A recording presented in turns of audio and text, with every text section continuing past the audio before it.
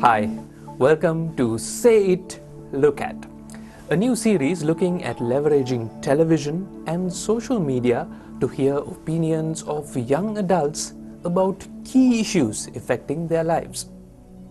Now, both television and social media are technological marvels that have completely changed the way we communicate with each other. But over the years, the two mediums have evolved in different ways to meet their audience's demands. This series will look at building a synergy between the old and the new medium, a synergy we hope will support Sri Lanka's development agenda. Throughout this series, we plan to look at some youth issues in World Bank-supported development projects in Sri Lanka. Every topic discussed on the TV show will direct you to a discussion space on our website. We are inviting you to be an active participant by posting your views and comments on blogs.worldbank.org/end poverty in South Asia. That's all one word, / say it, look at. We'll share the interesting posts with viewers every time we meet on this show. Now, this week we'll start with a brief introduction to the phenomenon we call social media, and then look at how information technology is transforming the higher education sector in Sri Lanka. So, are you ready to have your say on your future? Then, let's get started.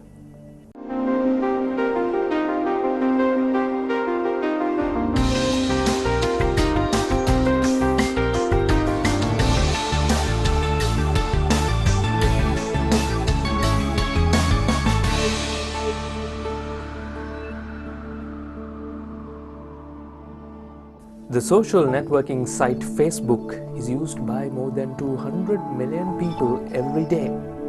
There's a blog, for instance, being created somewhere in the world every passing second. Now, the leading research company Nielsen says that social networking and blogging is the #1 activity on the internet. Statistics show that social media may be perhaps bigger than you think. But what exactly is social media, and does it really live up to all this hype around it? Will it, for instance, coexist with traditional media like radio, TV, and perhaps even newspapers? This is a show that is built around the idea of merging the old and the new media. The old media you're already familiar with. So we'll start this series with a closer look at the new social media revolution. Are you a digital citizen of this world? Have you tried blogging your thoughts, updating your status, connecting with friends on Facebook, or simply tweeting them? This is not a line from the latest Star Wars franchise, but a common enough question to ask in the increasingly interconnected digital world we live in today. If you were born into this digital era and have accessed and used digital tools, then you are a digital native. On the other hand, if you were born before the advent of digital tools but still learn to use them, then you are a digital immigrant. Either way, you belong to an ever-growing world of digital citizens. They say the information age has given way to the age of attention, where you have the power to be your own publisher, broadcast, build networks and socialize with like-minded people. The Time magazine recognized this change as a major one and awarded its Person of the Year for 2006 to you. Ever since computers first arrived on the scene, the idea of artificial intelligence taking over the world has captured human imagination. The AI invasion did not happen with trigger-happy monosyllabic robots, but through the growth and development of ICT. It all started with computers, and then computers got interconnected to be used by select expert communities such as defense experts and scientists. This led to the birth of the Internet, what we now call the Web 1.0. Web 1.0, which fundamentally was the web of the webmaster. So the webmaster decides what to put up there, and individuals can only send content up to him and him or her, and then they decide, okay, how to format it, how to present it, or, whether to put pictures. Generally, it was much more static and also much more, in a way, much more uniform, I would say. The interactive properties of this initial web platform progressed to what we now call Web 2.0. The first generation of internet was like HTML, which is like fixed pages. So it's like you make a website, you put it up.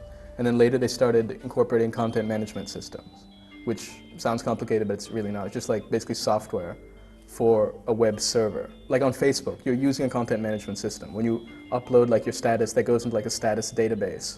But you're not storing like the physical representation of the text, you're just storing the words. So you can display that text on your page, you can display it on a friend's page, you can pump it out to Twitter, because the data is separate from the presentation. Web 2.0, or the second generation web, quickly provided a platform for interaction. It has become the center of a new digital lifestyle that has changed our culture and touches every aspect of our lives. The Web 1.0 moved from simply being sites and search engines to a shared network space that drives work, research, education, entertainment, and social activities, essentially everything people do. Within the last decade, the growth of the online community has been phenomenal. Television took 13 years to reach 50 million users. But the social networking site Facebook added 100 million users in just 9 months. For me, like I joined Facebook when a certain amount of my friends were there, and when it became like uncool not to be on Facebook. So all these things reached like a critical mass. Like Twitter people hadn't heard of, but then it reaches a critical mass, and then suddenly everyone you know is there, and then it's someplace you need to be. So I mean the technology, they all have pretty innovative technology, but there are similar technologies. So it's not the technology per se, it's the people. This sharing of information through faster communication channels at low cost or zero cost is eroding the power of traditional media and how we do business. In the near future, we will no longer search for products and services. They will find us via social media. Earlier, we looked for news from newspapers, radios, and television. But now, news finds us through SMS on our mobile phones. So, what is this social media? Very simply put, it is media that is created using new web-based technologies to be shared freely. Social media, I think, is a weird term because when we think of media, you think of like a magazine or something fixed or something printed, right? It's printed and it's done. Or a television program, you film it and it's done. And the internet isn't, the nature of, it's not like that. It's more of a communication medium. It's more like oral culture than literate culture. I mean, it's not like a fixed thing which is like made and then distributed by corporate structures. It's really people talking to each other. It's a conversation. What makes social media stand out from the rest is the simple fact that most of its content is user-generated.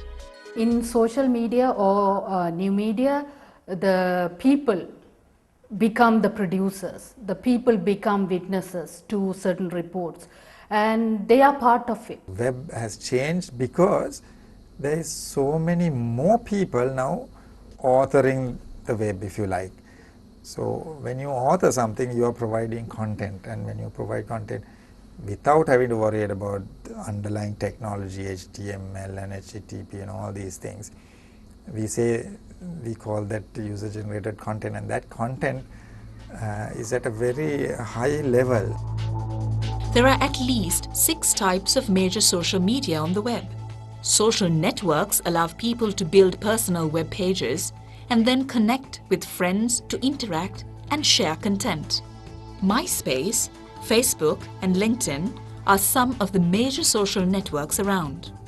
Blogs are perhaps the best known form of social media. The word blog is derived from weblog. But in social media, readers can leave comments on entries, making the blog an interactive dialogue place. Wikis are websites that allow virtually any user to add or edit information on them, acting like a giant communal document. The best-known wiki is the Wikipedia, the online encyclopedia which has over 13 million articles in more than 200 different languages. Podcasts are digital audio and video files that can be downloaded as automated feeds onto your computer. Forums are areas for online discussion dedicated to specific topics and is an essential feature of online communities. Content communities are built around shared interests like videos, photos, bookmarks, or news. YouTube, Flickr, Delicious, and Dig are some of the most popular in this category. Unlike a blog, the content in a microblog is much smaller, which enables it to be instantly distributed online and through the mobile phone network. Twitter is the clear leader in this field, distributing more than 50 million tweets per day. From tracing down a preschool friend on Facebook to receiving breaking news on Twitter, we all use social media at some point in our day-to-day lives. Facebook is commonly it is very nice because we can connect with other people. That is the main thing in Facebook. My hometown is Kandy, so I'm away from my hometown. So Facebook is easy to communicate with my old friends. To be honest, I kind of got too much addicted to it, like playing games, and then it's a good thing because it keeps people connected. I also use it to get some news, whereas I feel when you read a newspaper or so, you get the views of the news reporter or from an expert. But when you read a news report on Facebook, so many people have commented, and so you get a feel of what the community really thinks about it. If you have your own blog, while maintaining your ethics and code of ethics of the profession, you can still have the space and publish your own stuff, whether it be a news item or an article or photos or a video clip. So you don't really have to fight for your space and you have freedom. What began as a way to meet people and stay in touch has grown to include advertising, customer service, public relations, education, and mass entertainment. So, what does this mean for us? It gives us an opportunity to use this technology to make our lives better through learning and sharing of information, and a real opportunity to influence public opinion and policies like never before. I mean, the mass media thing was weird. That phase of human life was quite strange, where you had like single people being, popular among millions. And it's crazy, and it makes him like Michael Jackson, like maybe there's something more healthy, which is more community-based, more neighborhood-based. Abundance of media is not necessarily bad, but how we use it for development, for our own good, that is up to us, as individuals, as a country, to see how we can use it for our own development. I think that's the important thing. And in these things, there is, when you coexist as now with new and old media, we have to find a balance of, how we are going to use it for development, for our good.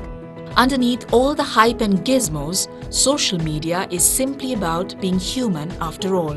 Ever since the dawn of civilization, human beings have been creating, sharing, and consuming ideas of all shapes and sizes. Now, in the age of attention, we have the capability to do it a whole lot better.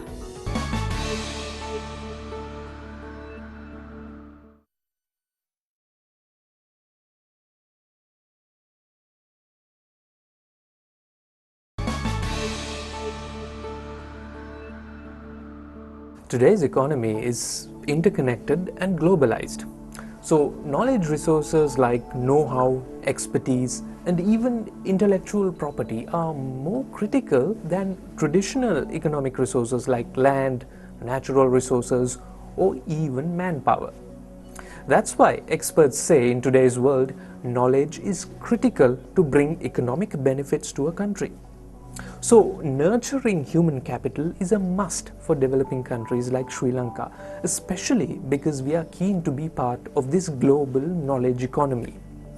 But the question is, where do we start? In highly developed countries, information and communication technology, commonly called ICT, is used in higher education to meet this goal. But can ICT improve the quality of higher education and give basic skills necessary for our graduates to be productive in the workplace? As a prelude to this topic, let's see what changes are already taking place in our universities by incorporating ICT. Today, the industrial society has been replaced by what experts call the knowledge society. The term knowledge society refers to a society where knowledge becomes the most important production resource over labor and capital.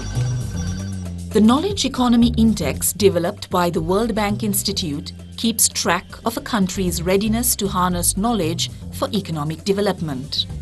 Out of 140 countries in the world, Sri Lanka is currently ranked 88th in the Knowledge Economy Index. So if you take a country which is basically an agrarian economy, rice and plantation crops, the knowledge component is not very high.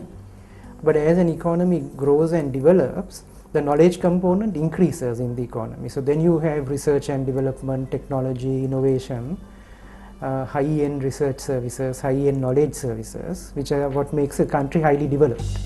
It is clear that Sri Lanka's future in the global knowledge economy of the 21st century depends on the country's intellectual and human capital. In order to reach upper middle income status, Sri Lanka needs research and innovation capacity.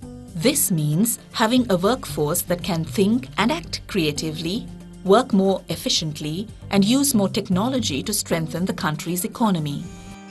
Sri Lanka needs a higher education system that can produce skilled, hard-working and enterprising graduates to take the country to the next level of development. About 390,000 students are enrolled in higher education in Sri Lanka. However, many graduates find it hard to find employment. One of the major shortcomings of Sri Lankan graduates is the lack of IT skills. There is a certain minimum level of IT literacy that virtually any university graduate is expected to have when they enter the workplace. And if they don't have that basic level of IT literacy, then essentially they are not considered sufficiently skilled to start working in an IT literate environment. We have been boasting in Sri Lanka for a long time about our literacy rates. But at the present day, because if you cannot be considered literate unless you are IT literate. Sometimes when you ask whether you know the word processing, have you used the Microsoft Word, people say yes. But if you are asked that person to create a document with some particular format, they fail it. So knowing something is not enough. They should be able to productively use it. The World Bank believes that it is time Sri Lanka focused on improving the quality and economic contribution of the higher education system. Expanding access to higher education in the public sector is not the main challenge for Sri Lanka today. The main challenge for Sri Lanka today is improving the quality and the labour market relevance of students in the public higher education sector, particularly the arts, humanities, social sciences, those kinds of subjects. And for that, we need resources invested not in expanding access, which would mean classrooms or in terms of hostels and canteens and so on. We need to abandon those and invest in equipment, in IT, in technology, in web-based resources, in e-libraries, digital resources. In 2009, the World Bank published a study called Towers of Learning, which identified multiple factors that can enhance quality in higher education. Information and communication technology is key to at least 2 areas. We have a project that is now close to completion called the Improving Relevance and Quality of Undergraduate Education project, which has been providing a lot of resources for IT equipment as well as human resource development of IT personnel and of academic staff and students. Under the World Bank's IRQUE project, public sector universities received much needed funds to incorporate ICT to their study programs. Close to 500 million Sri Lankan rupees have already been allocated to improve ICT infrastructure, conduct staff training and open up special IT courses for university students. The main focus was the investment wise, that the large number of computers and accessories were provided, as well as the infrastructure development. Infrastructure development in the sense that the development of the computer laboratories and the networking. As a university, we are involved in human resource development.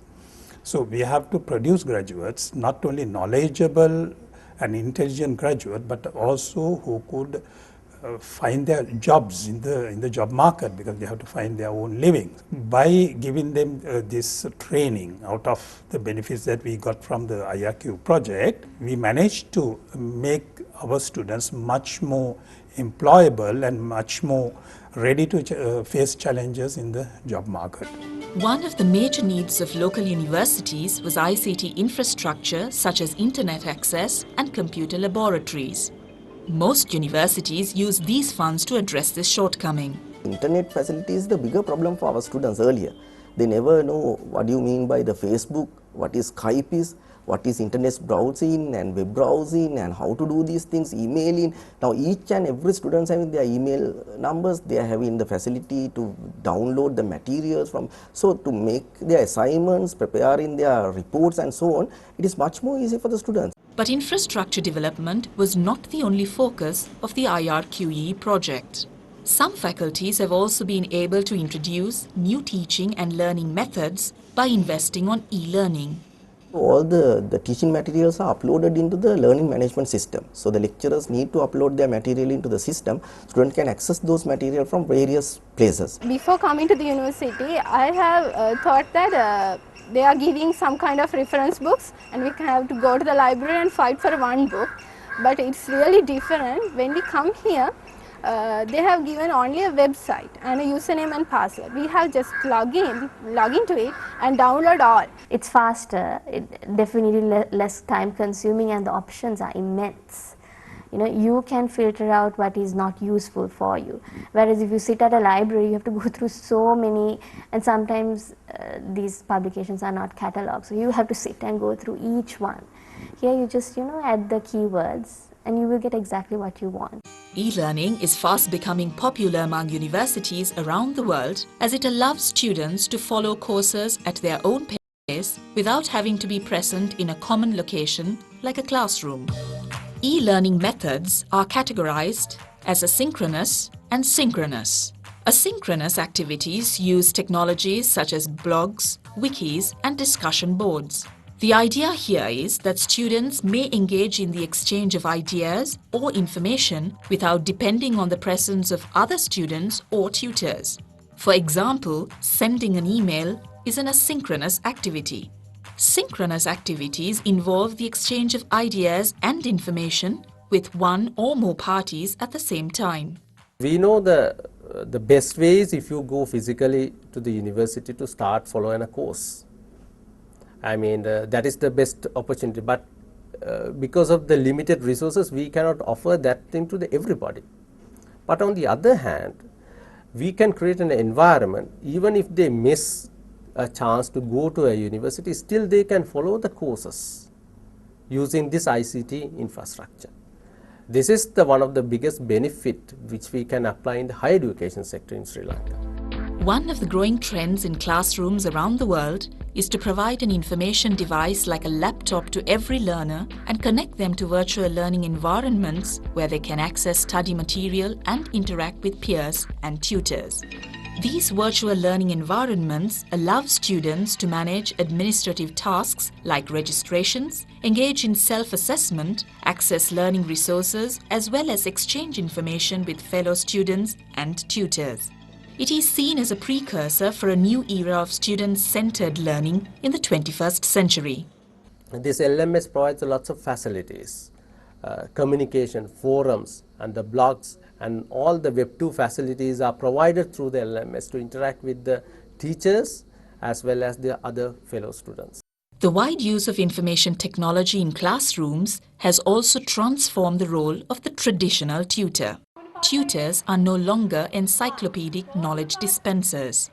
Their new role is to guide students through individualized learning pathways, identifying the right learning resources, creating collaborative learning opportunities, and providing support during as well as outside formal lecture hours. Sometimes we are more concerned about the formal learning. We are go to the lectures, you take down the notes, you follow it. But social networks and the other ways of communicating, it has given a big freedom for people for informal learning. So the informal learning is more powerful than the formal learning because informal learning provides the foundation for lifelong learning. The priority right now is to ensure that graduates have enough ICT skills to be employed in the job market. Well, clearly in Sri Lanka there is a major challenge still ahead. The number of computer users has to increase quite sharply. In fact, we would need in the university system a ratio of 1:1 between students and computers or students and laptops. We also need a lot more work on enabling students and academic staff to access the educational material that is available in academic databases around the world. And then we also need a generation of academics who see the web and internet-based resources as the key resource for the teaching of their courses as well as the research that they conduct. Sri Lanka needs highly educated citizens to manage, administer and provide knowledge and technical inputs for public services, private firms and corporations. We need knowledge workers for research and innovation and to acquire, adopt and apply technologies to meet the country's economic and social needs. Therefore, investing in higher education will ensure a brighter future for all of us as we try to make our mark in a global knowledge-based society. Now, it may be that you have a different view about the role of ICT in education, or maybe you have an interesting experience with ICT in a learning environment. As we said at the outset, you can share your views and experiences with us on our blogsphere by simply logging on to blogs.worldbank.org/end poverty in South Asia / say it look at. We'd also like to know your thoughts about the following topics we talked about in today's show. What opportunities does IT literacy provide, and what can you do to enhance your IT skills? How will you prepare yourself for the workplace of the future, which might hold jobs that don't even exist now? And can education improve your professional and personal aspirations? These topics are up for discussion on blogs.worldbank.org/end poverty in South Asia / say it look at. I'm looking forward to sharing your thoughts with everyone the next time we meet on Say It Look At. Till then, wish you a very pleasant evening.